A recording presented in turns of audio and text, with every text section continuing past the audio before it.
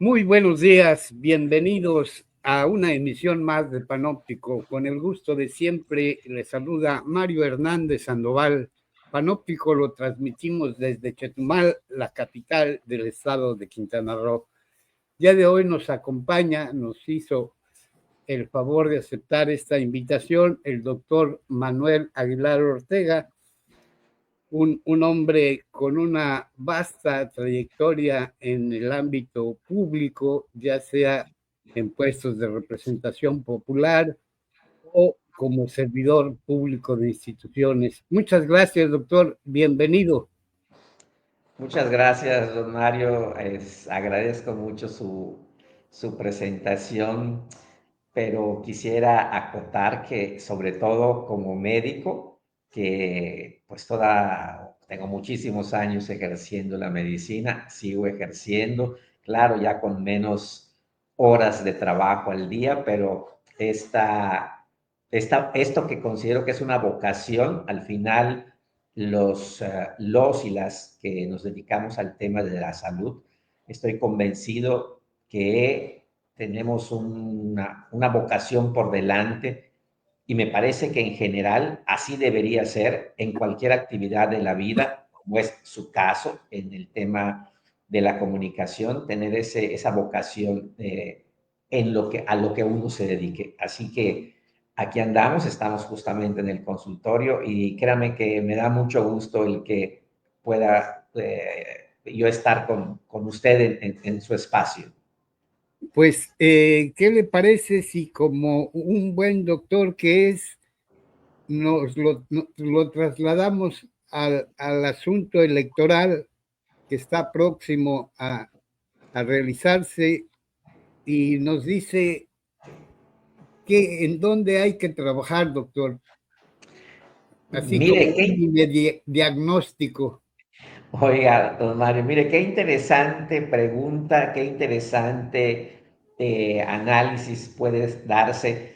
Y yo creo que esto irremediablemente nos lleva a alguna reflexión y más usted rodeado de tanto libro, porque parecería que el 2027 está muy lejos, pero los que ya tenemos algunos años encima nos parece que no es así y que lo que se tenga que hacer hay que hacerlo ahorita en este momento.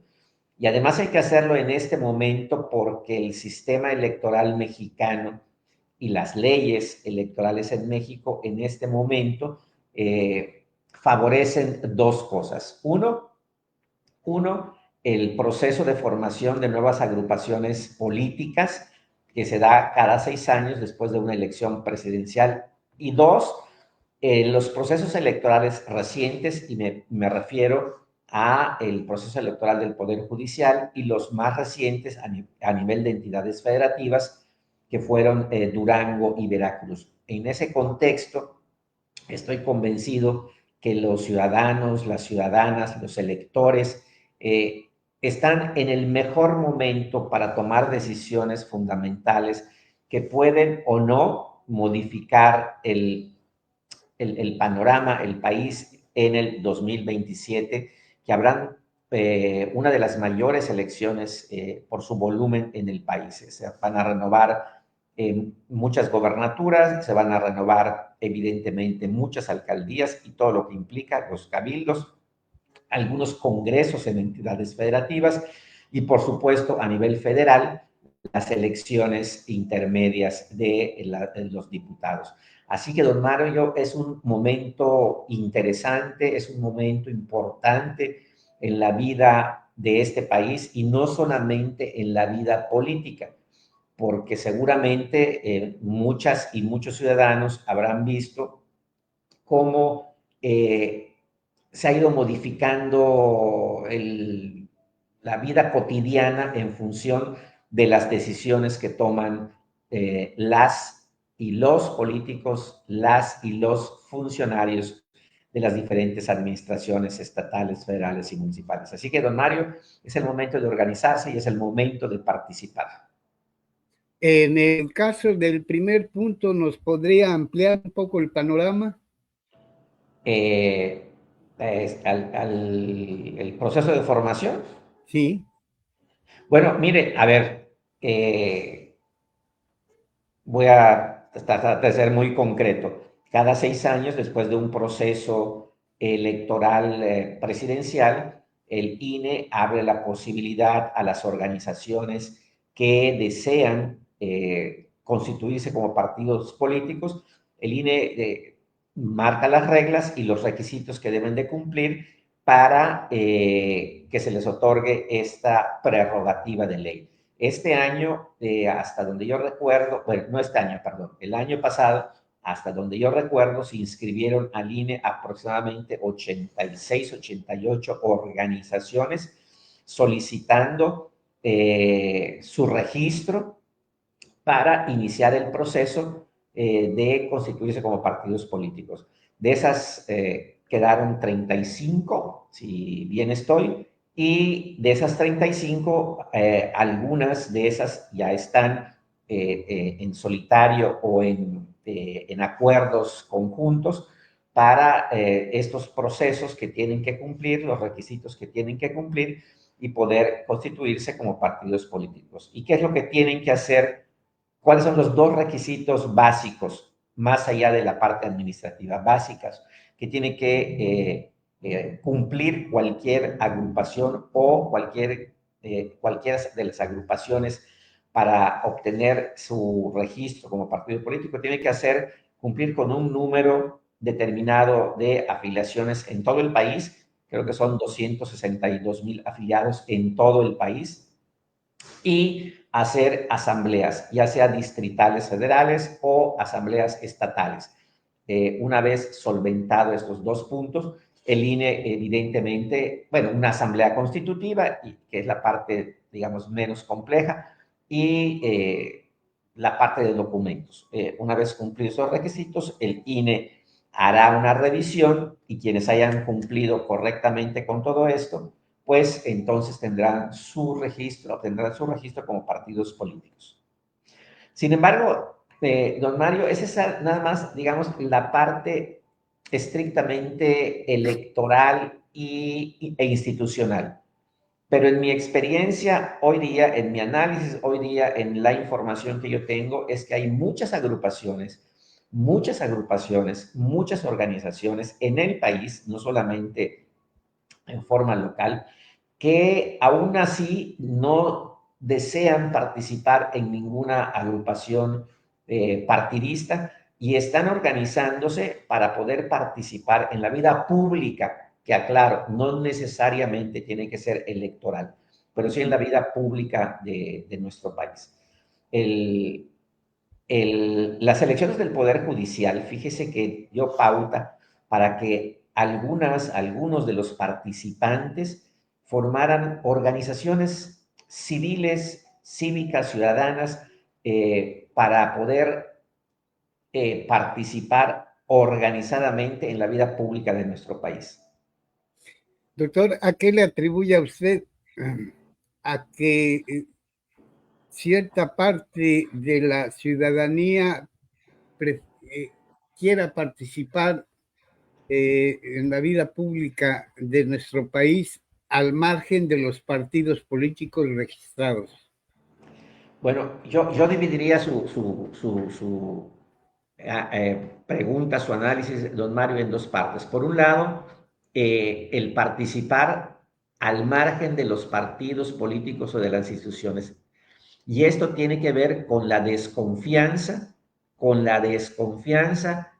que muchos ciudadanos tienen hacia los políticos, y los partidos políticos, los actuales en formación, representan esa desconfianza, dada la decepción y desilusión que muchos ciudadanos hemos tenido participando, inclusive dentro de los partidos políticos, de cómo se va distorsionando el camino, los principios con los que salen a la vida pública los partidos políticos. Entonces, estas organizaciones ciudadanas, cívicas, lo que desean es incidir en la vida pública, proponiendo, más que quejarse, es la propuesta, lo que yo veo en muchas organizaciones, la propuesta de lo que consideran que es lo mejor y no la imposición que están haciendo los funcionarios que emanan de un partido político,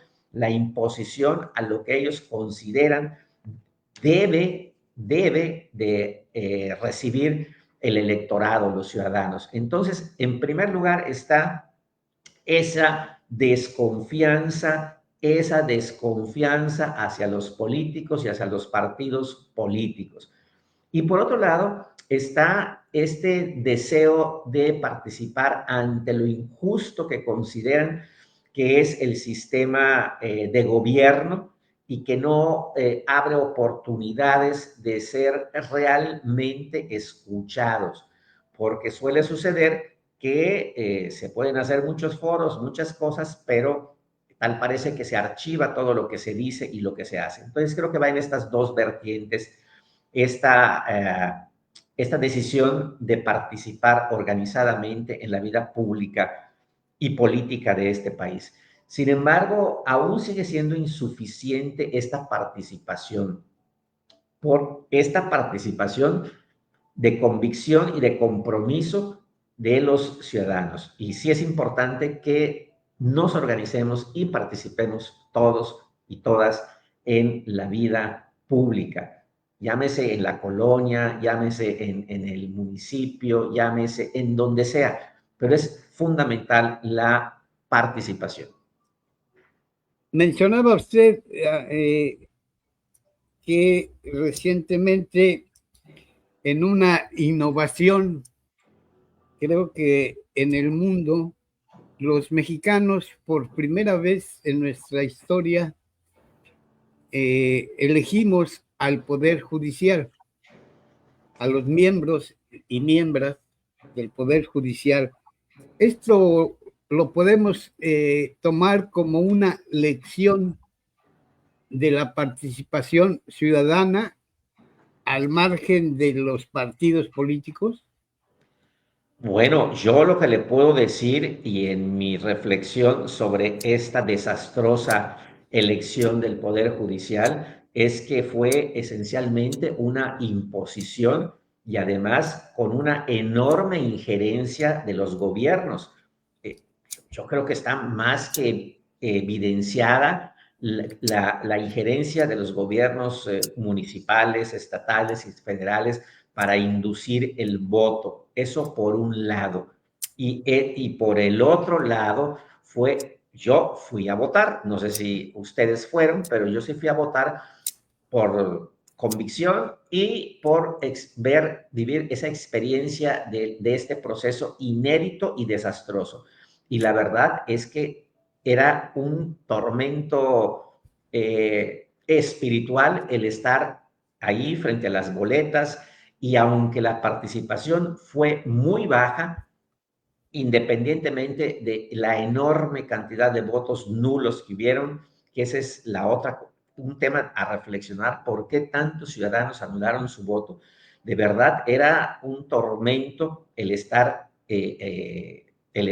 en ese proceso de votación. Entonces, creo que este es el ejemplo de cómo las imposiciones distorsionan algo que pudo haber sido mejor y que seguramente se tendrá que perfeccionar este proceso de renovación del Poder Judicial.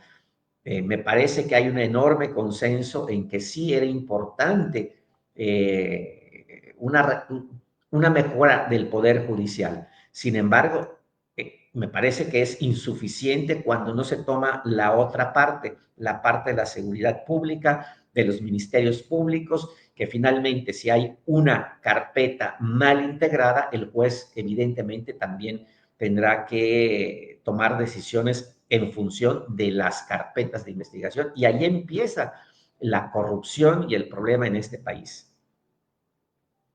Usted desde programas anteriores, ya de varios años, usted siempre ha sido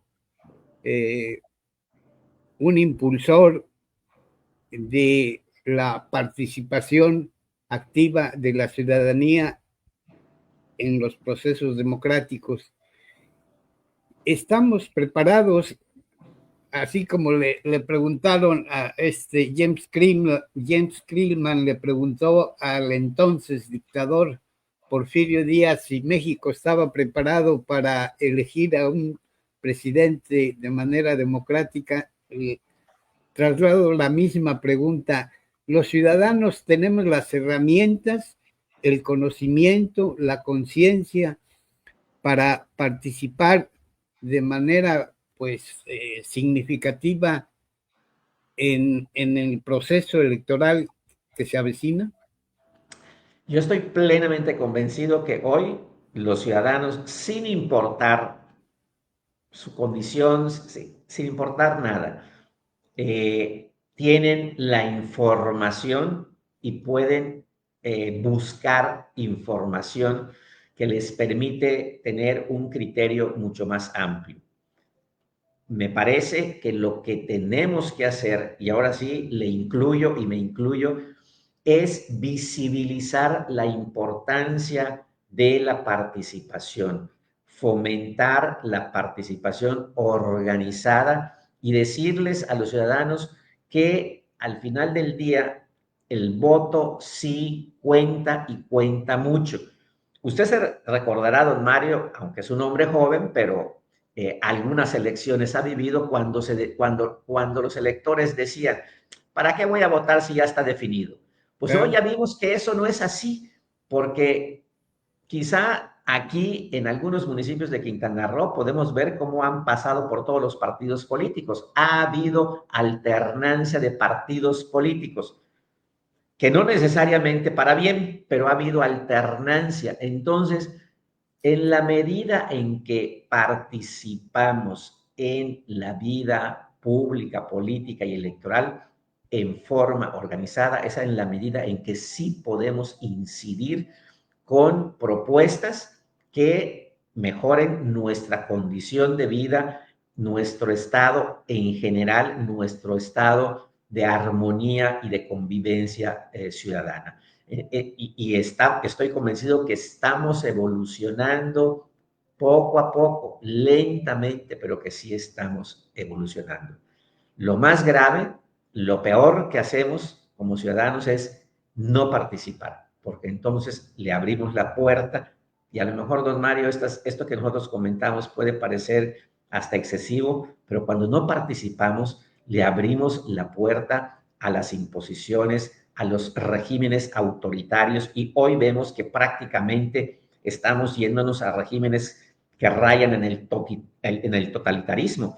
Entonces, la no participación es lo que le abre la puerta a esos políticos que llegan nada más a servirse y a robar nuestros dineros. Ahora, a la hora de ir a las urnas o antes de ir a las urnas, ¿qué no qué tan importante, sino antes de ir a las urnas, analizamos los currículums, las trayectorias de las y los candidatos a los puestos de elección popular o seguimos obedeciendo a las dádivas miserables de un viajecito turístico electoral o a las despensas o supuestamente a algunas dádivas económicas o bien, repito, analizamos las trayectorias de las y los candidatos. Bueno, en mi opinión, y es mi opinión, hay un grado de apatía o de desinterés de los electores en general de buscar información sobre quienes participan a cargos de elección popular. Eso por un lado. Evidentemente, los y las políticas fomentan ese desinterés al darle o al querer darle muy digerido lo que ellos consideran y vender imágenes. Coincido con el tema de benditas las redes sociales, pero también en esa bendición está el pecado, porque hoy la manipulación de las redes sociales y la profesionalización de esa manipulación de imágenes, de propuestas, de emociones por parte de quienes están en la vida electoral, en la vida partidista, ha hecho que también un enorme sector de ciudadanos, de electores, se vayan con lo más fácil y es pensar que aquel o aquella que está sonriendo, entregando X o Y cosa, haciéndola como de buen samaritano, es una realidad. Y lamentablemente, cuando llegan al poder, nos damos cuenta de cuál es la realidad. Y aun cuando la ley electoral impide estar entregando cosas, campañas adelantadas y demás, los partidos políticos y aquellos que aspiran a algún cargo de elección popular buscan la manera de darle la vuelta y hacer campañas adelantadas en lugar de dedicarse al trabajo para el que fueron contratados. No hay ese equilibrio y tal parece que le dedican la mayor parte de su tiempo a estar justamente construyendo imágenes idílicas como personas generosas, bondadosas, que tal parece que tienen un presupuesto ilimitado para repartir desde un zapato, un tenis, una torta, un ventilador, bueno, cantidad enorme de cosas. Y se ve muy bien, pero, hombre, vaya usted a un centro de salud, a un hospital, vaya usted a la clínica del ISSSTE, del IMSS, o camine usted en la noche por una colonia X o Y ya me dirá. Y ya me dirá si de qué sirvió que le hayan dado una canasta, un lo que sea, si sirvió cuando le den una cuchillada, le roben, entren a su casa a robarle, o cuando no encuentre los medicamentos, o cuando se vaya usted en un bache del tamaño de un cráter, o cosas de este tipo, que es lo que vivimos cotidianamente. Ahora, en cuanto a lo que nos compete como medios de comunicación o comunicadores, informamos acerca de las trayectorias de las y los candidatos o nos hemos convertido en maquillistas gachos. Yo tengo la percepción de que los medios, los comunicadores y los medios de comunicación en general tienen ese reto hoy día. Por un lado, y yo creo que muchos ciudadanos notan la evidencia, o sea, es evidente cuando están siendo solamente maquillistas, cuando están siendo solamente portadores de una intención de manipular al elector, mostrando imágenes románticas, idílicas, casi tipo Robin Hood, pero el reto está en buscar en ese equilibrio, en donde muestren también las realidades que vivimos en el día a día y que, a ver, no conozco a una persona, y lo digo como médico y como quien ha estado en la vida pública, política, no conozco una sola persona que no sea como usted o como yo, y me refiero, y como todos en general, un solo político, un solo funcionario que no tenga emociones, sentimientos, que no tenga preocupaciones, que no necesite dormir. O sea, todos somos seres humanos y dentro de la humanidad vienen las emociones, los sentimientos, los defectos y alguna que otra virtud que puede uno tener. Entonces todos somos parejos, somos iguales. Nos vamos diferenciando por algunas cuestiones de formación humana, pero entonces, ¿por qué pensar que alguien no se va a enojar o por qué pensar que alguien no puede cometer errores? ¿Cuántas veces ha visto usted que algún funcionario, que algún político admita que cometió un error. Y hay algunos o algunas que son tan burros que, hombre, le ganan al burro. Yo creo que Pero, cínicos, no es pues, que mira, sean jumentos, son cínicos. pues a lo mejor, no sé si sean cínicos, pero el burro no es cínico, es burro porque es bruto, simplemente. Y ellos como son tan brutos, pues algunos, pues ni siquiera llegan a eso de admitir que son cínicos, porque ya admitir el cinismo sería tener un grado de inteligencia. Entonces, ¿cuántas veces no hemos visto eso? Así que, don Mario, el reto de los comunicadores, en mi opinión, es visibilizar los temas, es concienciar a los y a las personas sobre la importancia de la información, contrastar información y además que estén claros de que no hay super mujeres, no hay super hombres que tengan más virtudes que las que podemos tener nosotros. Todos tenemos virtudes y defectillos por allá. Entonces, veámonos como personas humanas y no como seres superpoderosos que porque es no sé qué, lo puede todo. No, no, nadie lo puede todo. Por eso es importante que participemos, porque en la suma de las fuerzas, de las habilidades y de los talentos puede hacer que este mundo sea mejor. Pero lo contrario también, ¿eh? La suma de la brutalidad y de las torpezas, pues hace que también una ciudad sea un desastre. Bueno, por mi parte le voy a hacer una última pregunta, independientemente de lo que usted quiera agregar, del tema que desee.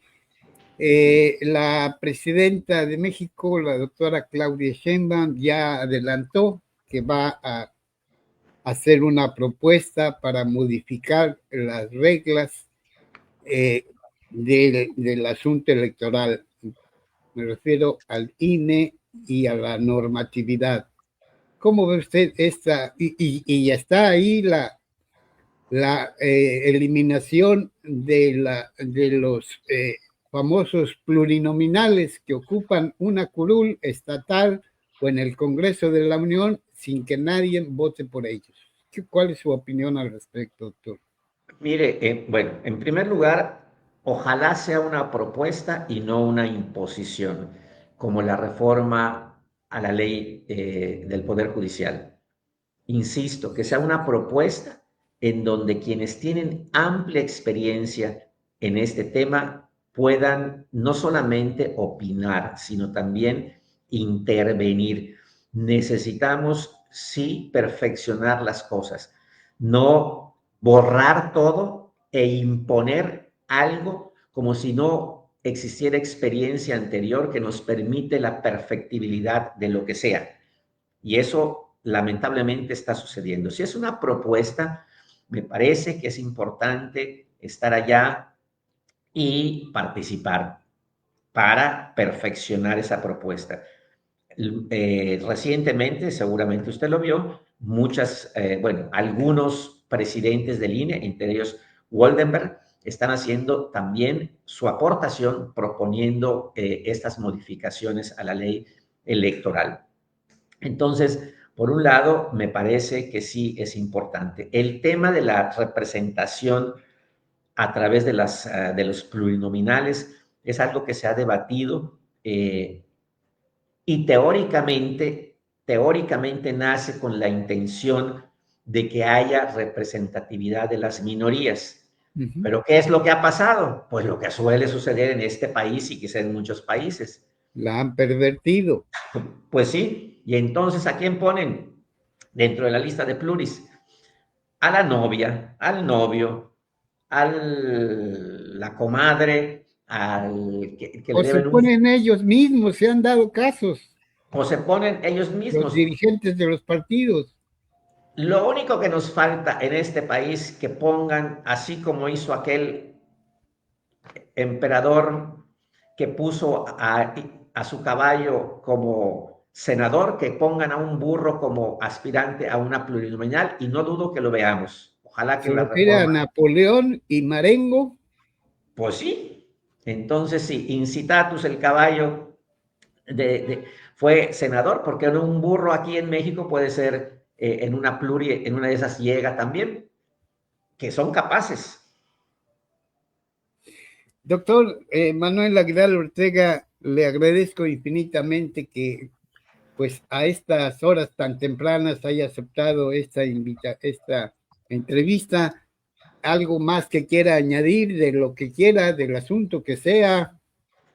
Pues mire, don Mario, en primer lugar, agradecerle, me da mucho gusto verle bien, me dé esta posibilidad de estar en contacto con todas las personas que nos ven y de verdad decirle a quien nos ve que es importante que nos organicemos y participemos.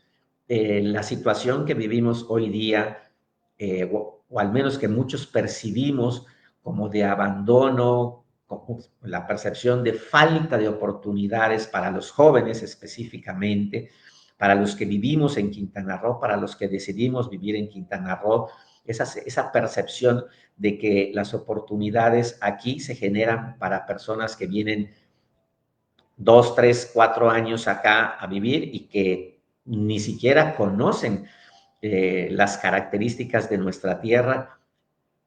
Podemos revertirlas, pero solo lo podemos hacer si nos organizamos, si participamos y hacemos propuestas. Lamentarse y flagelarse con el látigo del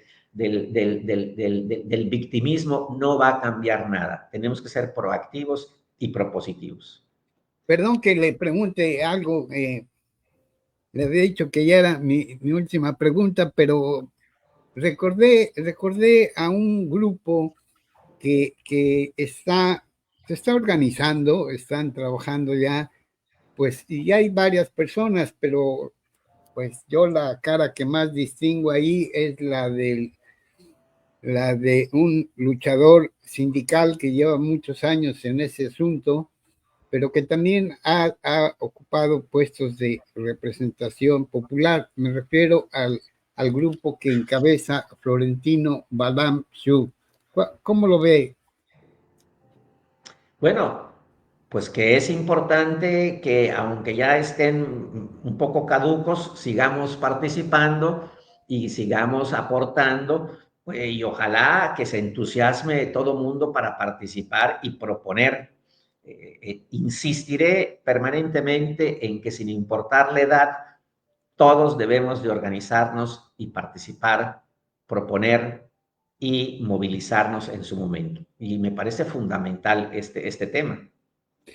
Pues en el Imperio Romano la edad era casi importantísima para ser senador en las organizaciones ancestrales, originales, originarias. Siempre los de mayor edad eran los que conducían, eran los sabios, a los que consultaban. ¿Por qué ahora se nos va a excluir? Bueno, yo creo que no se nos excluye, nosotros nos excluimos. Y justamente la palabra Senado justamente deriva de senecto, que tiene que ver con las personas mayores, porque si hay algo que lamentablemente, a ver, don Mario, y ya también voy cerrando los comentarios para que no digan que nos prolongamos.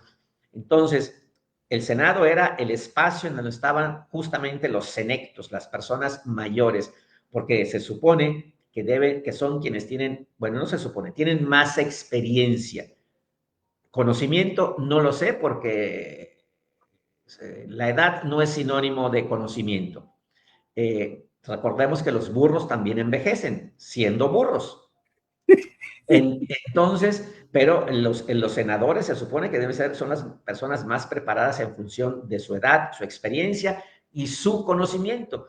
Entonces, no, aunque el profesor Florentino ya sea un hombre poco mayor, es importante que participe y que participe todo aquel que quiere de verdad, y lo digo en serio, que quiere ver que a todos nos vaya mejor, que quiere el bien común. Todos debemos de participar, sin importar la edad. Gracias, doctor Manuel Aguilar Ortega. Le deseo que tenga un martes extraordinario. Muchísimas gracias, doctor.